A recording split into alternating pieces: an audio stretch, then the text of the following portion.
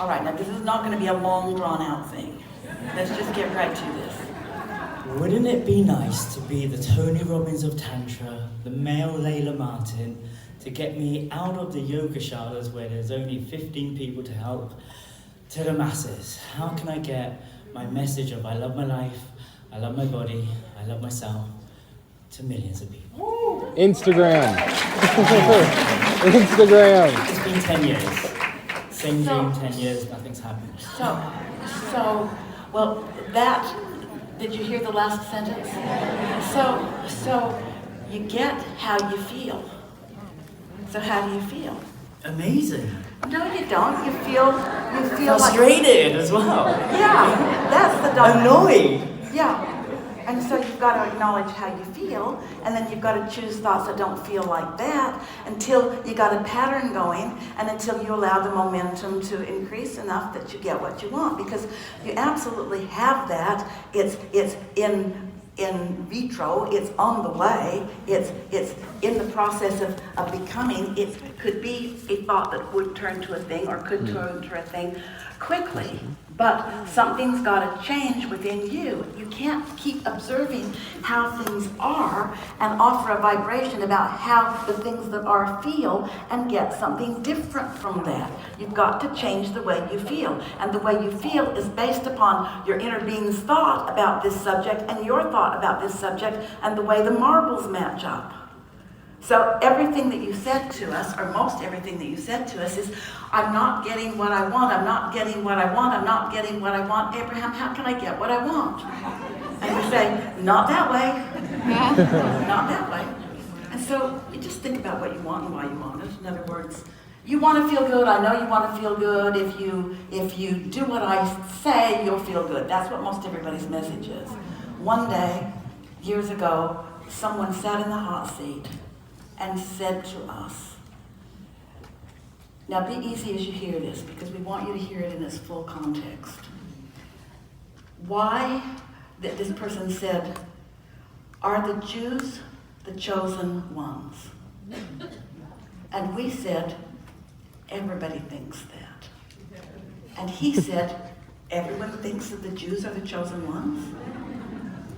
And we said, everyone who is really focused upon their way of living believes that their way of living is the chosen one. Now, that'd be great. The whole world could live happily ever after if that was their thought, and the thought, yours is not the right way, was non-existent in their experience. Yep. In other words, if everybody thought, I'm chosen, and meant it, and was not messing that up by, but you're not. And so you just want to beat the drum of the benefit that you feel that you have to offer, that you have a unique way of looking at it, and that there are those that are just right for you. I just want to have as much fun as possible, but not by myself. All right, let's play with this. I just want, but. So what do you think is the dominant vibration there? Having fun or being alone? What's the dominant vibration? Well, we'll give you a clue. How's it turning out? I spend a lot of time scrolling by myself. That's the dominant vibration. You got to get over the martyrdom and the sorry for myself and it's not working out and the questioning and how do I need to be different and why is it working out for them and not for me? You got to get over that and just finally say, I get how I feel. And then you got to own up to how you feel.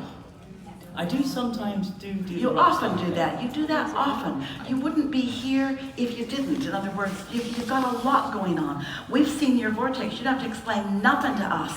We know who you are and what's unfolding, but you've got you're in a lot of trouble. We know who you are, and we know what's unfolding, but you've got to match up with that, not this. It's hard, isn't it? It's hard to not notice right where I am. Right where I am in my physical body is almost always dominant. How much money I've got in my bank and this and this and this and this and this, it's almost always dominant. But if you could get over that, if instead of observing you could awareness, instead of observing how it's manifested and instead feel where it's going or how it's evolving or what it really is, then you all, in a flash, in a half a day, in less than a half a day, things would start manifesting that would give you proof of your point of attraction. But you're the only one. We can't zap you to loving yourself. We can't zap you to not pushing against other people.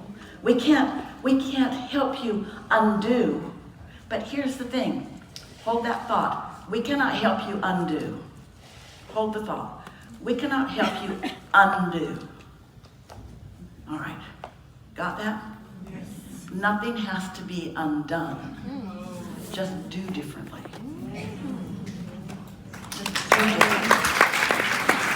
So let's make that more practical. How could you feel? We talked to one person. Let's do it again, and then let's do it a few more times. Let's play this game. What feels better, this or this? What feels better? I feel like I have something important that can be of benefit, and I would like the law of attraction to match me up with people who would benefit by it. I'm tired of things not working out for me. Now they're both valid. They're both valid. They're both things that you think all the time. But what is your emotional choice? Which of those do you prefer when you are looking for path of least resistance? Yeah. So why would you ever choose otherwise? Not paying attention, not sensitive to how I feel, not believing that how I feel matters, not understanding what emotions are. Do you understand what emotions are? Do you understand that your inner being has a point of view, and when you contradict it, you don't feel good? Do you understand that that's your guidance system? So, what are you guiding people to? What do you think that you're guiding people to? You're guiding them to an understanding of their guidance system. Don't you think it's beneficial that you figure yours out before you guide them? And doesn't it make sense to you? That's not a reprimand.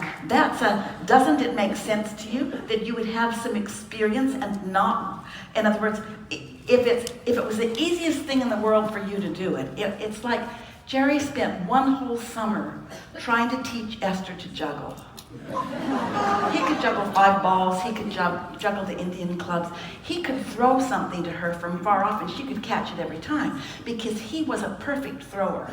He could put it right in her hand. He could make sure that the angle of it was just right so that it would land right in her hand. In other words, he was such an excellent thrower that he made her believe that she could juggle. But when he was not in the equation, so why could Jerry just not assert his juggling talent into Esther's experience? Well, Jerry had juggled for decades before he even met Esther. Esther had never juggled anything. So her expectation was very, very different. And really, her desire for juggling was not that great. If she'd really wanted to learn to juggle, she would have hung in there. But so you got to ask yourself, everything's about this sliding scale. What's the level of my desire and what's my belief factor in relationship to it? So do you feel that your desire is stronger than Esther's thoughts about juggling? We'd say way more. So it isn't that your desire isn't strong, it's that your expectation is weak. Why is your expectation weak? Because you're basing it on what's happened instead of on what's happening. That's the reason you don't have millions of dollars in your bank account. That's the reason that things aren't working out for you relative to the land you want to sell. That's the reason that you can't explain to your child in a way that you want him to understand because, in other words, that's the reason that everything that you think is going wrong, that's the reason. The ratio, the sliding scale between your desire and your belief is leaning away saying they're not getting to where they want to be, as long as that's the way they're playing the game. So you have to, at some point, make a decision that you want to feel better, and then care more about feeling good than entertaining. Feel stronger about feeling good and feeling the satisfaction of what you were born to do than writing a historical document of where you are and how long you've been there. And the way you feel about it has to be crystal clear to you right now. We know that it is. We know that it is. And for Esther, on a particular subject, she had to quiver to realize what she was doing. She had to actually quiver. She could feel that she was literally tearing herself apart with this thought in relationship to this desire. This is not who I am. This will not help me or anyone. This is not who I am. But it took a long time to get there. And so you pushed against the wrongness. And where did that get you? Just in really practical terms, where did that get you? Did he become a more cooperative component? Or did he dig in? Did he dig in and defend? Did you evoke from him his desire to harmonize with his inner being and even with you? Or did you evoke from him a defensiveness where he's pushing against? In other words, in your desire for those who you love, and we want that to be yourself most of all, in your desire to be of value to those who you love, if you will just play this game for 1 week, what's the path of least resistance? What's the path of least resistance? What's the path of least resistance? You'll find yourself picking fewer fights. You'll find yourself less defensive. You'll find yourself not attracting so many people that usually are problematic in your experience. You'll find things that haven't been going right, going more right. In other words, it only takes a little bit of an adjustment for the law of attraction to deliver to you the evidence of the shift that you've made in your vibration. Really, that's all. So what's the next step on a practical? Like, is it a meditation, or is it in a monologue, or like? Well, the thing about meditation, when you meditate, you quiet your mind, and when you quiet your mind, you stop thought. And so when you stop thought, you have established a new set point. But that set point is because you quieted your mind, and when you wake your mind back up, it's going to go think about the things that it usually thinks about. Is it new mantra? Did you hear that? When you wake your mind back up, it's going to go back to where it was thinking before.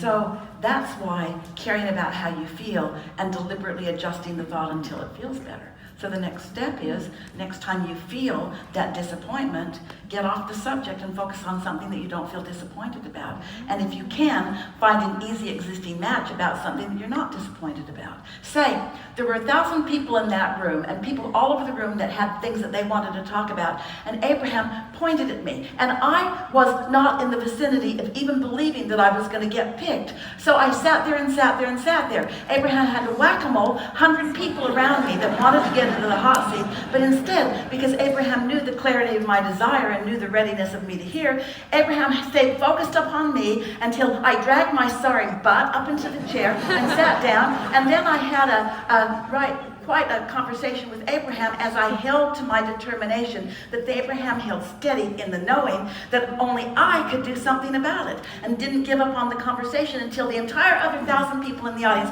were bored out of their mind about this conversation because they've had it. They heard it 20 minutes ago, and I'm still not hearing it. That's the story that you want to tell. That's how seen I am. That's how heard I am. That's how strong my desire is. My desire is so much stronger than my ability to hear that I ruined the whole last segment of that.